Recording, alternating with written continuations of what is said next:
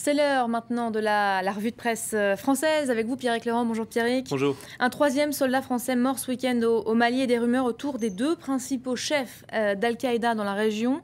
La presse se demande pourquoi la France rechigne à donner davantage d'informations à ce sujet. Oui, ce week-end, l'armée tchadienne qui combat aussi dans le nord du Mali a annoncé avoir tué Mokhtar Belmokhtar, l'un des chefs d'AQMI.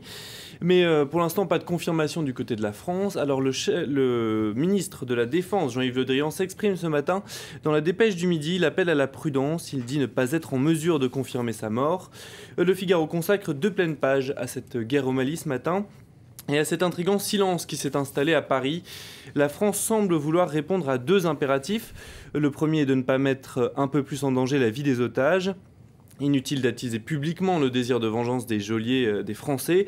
Le second est de garder une porte de sortie ouverte pour la négociation avec les ravisseurs. Et pourtant, Libération estime que les non-dits de l'Élysée ne peuvent pas cacher que la France mène une vraie guerre au Mali.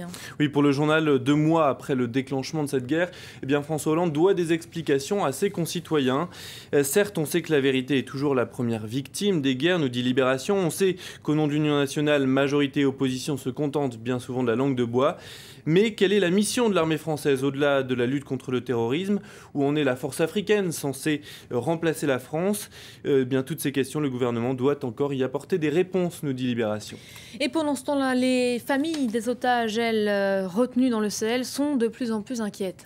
Oui, c'est ce matin la une du gratuit, notamment 20 minutes. L'angoisse des familles, titre le quotidien. Le Parisien y revient aussi.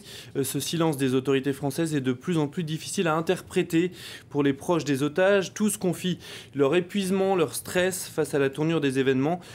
Témoignage par exemple de Jean-Pierre Verdon, le père de Philippe Verdon, enlevé il y a plus d'1 an au Mali. Si les islamistes font le choix de se battre jusqu'au dernier, dit-il, nos otages perdent toute leur valeur de monnaie d'échange. S'ils sont prêts à mourir, les djihadistes ne vont pas nous faire de cadeaux et nous les rendre. Je suis extrêmement inquiet. C'est même un euphémisme, dit-il. On passe à ce dossier maintenant à retrouver dans le Parisien. Que faut-il penser de la cigarette électronique? Son usage se banalise, mais est-elle inoffensive? Oui, est-ce la solution au tabagisme, même se demande aujourd'hui en France ce matin. Vous voyez à quoi ressemble une cigarette électronique. C'est ce petit objet que tient cette demoiselle. Ça ressemble presque à un stylo finalement. Et ça dispense une dose de nicotine. Ce que la fumée qu'on voit sortir, c'est simplement de la vapeur qui peut être inodore ou parfumée. 500 000 Français l'auraient déjà adopté. Alors pourquoi un tel succès? Eh bien d'abord parce qu'elle coûte 4 fois moins cher qu'une cigarette normale pour la même consommation. C'est aussi une liberté retrouvée pour beaucoup de fumeurs, puisque pour l'instant il est possible de l'utiliser par exemple dans les bars, parfois même dans les avions ou les trains.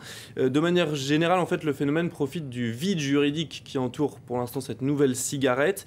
Alors problème, est-ce dangereux? Eh bien selon un pneumologue interrogé dans le Parisien, cette cigarette peut aider les très gros fumeurs, mais il précise qu'il y a toujours un doute sur la nocivité à long terme de cette cigarette, pour laquelle il y a très peu d'études pour l'instant et qui pourrait aussi être un instrument pour les jeunes qui auraient envie de commencer à fumer. Allez, on va finir par vous parler de ces Frenchies qui rencontrent un franc succès de l'autre côté de l'Atlantique. Oui, d'abord cette nouvelle que nous rapporte le Parisien. Omar Sy, vous savez, c'est le héros du film Intouchable, gros succès de l'année dernière. Il vient de décrocher un rôle dans le prochain X-Men, un gros blockbuster qui est attendu à l'été 2014. Et puis autre nouvelle dans le Huffington Post du groupe d'électro, les Daft Punk, groupe français mondialement connu. Ils ont lancé le buzz ce week-end avec un nouvel album attendu pour le printemps prochain. Un clip de 15 secondes a été diffusé aux États-Unis dans le Saturday Night Live. On va regarder ce que ça donne.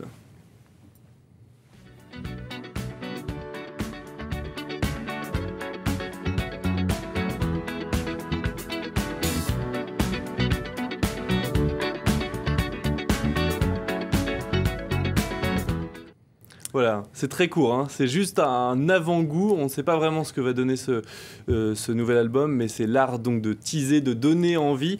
Et d'ailleurs, la semaine dernière, quand ils avaient mis juste cette photo des 2 casques sur leur site internet, eh bien, le site internet a été pris d'assaut, et il a été inaccessible pendant quelques heures. Daft Punk ou l'art de teaser donc. Ouais. Bonne campagne de pub réussie. Merci beaucoup Pierrick pour ces quelques notes de musique. C'était la revue de presse française.